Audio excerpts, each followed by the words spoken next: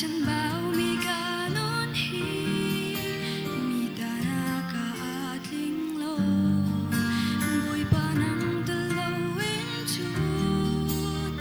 kanun na taba kan her boy pa nakut ka chan lo mian nin dik boy pa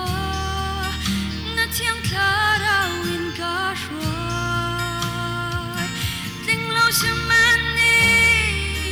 tin ter tu boy na si kalay na tanja nangam na kamay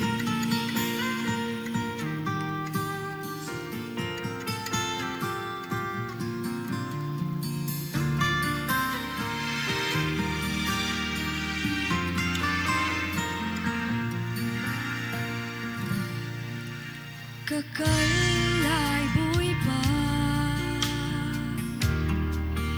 nariyan tiyang long tuan kadu si se kanun ka zawi sungzat lag naglong ataw adir tomi kanun hi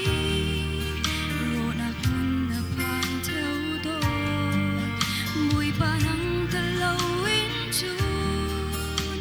kathaza nga umlo kan her boy pa nakut ka chan lo yang mi boy pa na thiang thara win ka shwai ting lo shamani tin der tu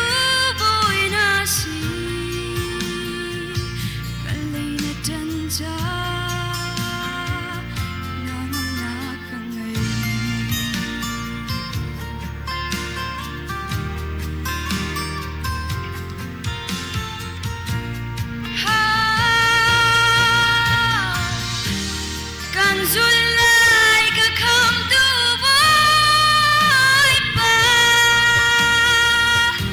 na dunak to chukalom na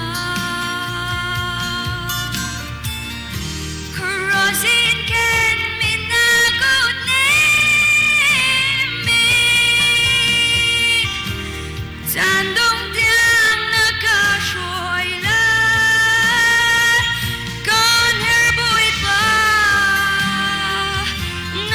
chan lo lian nan big boy pa na thiang thara win ka shwai ting lo shamani tin ter tu boy na si kalay na tanja nangam na kangay kalom boy pa kakaltak lo lian nan bit boy pa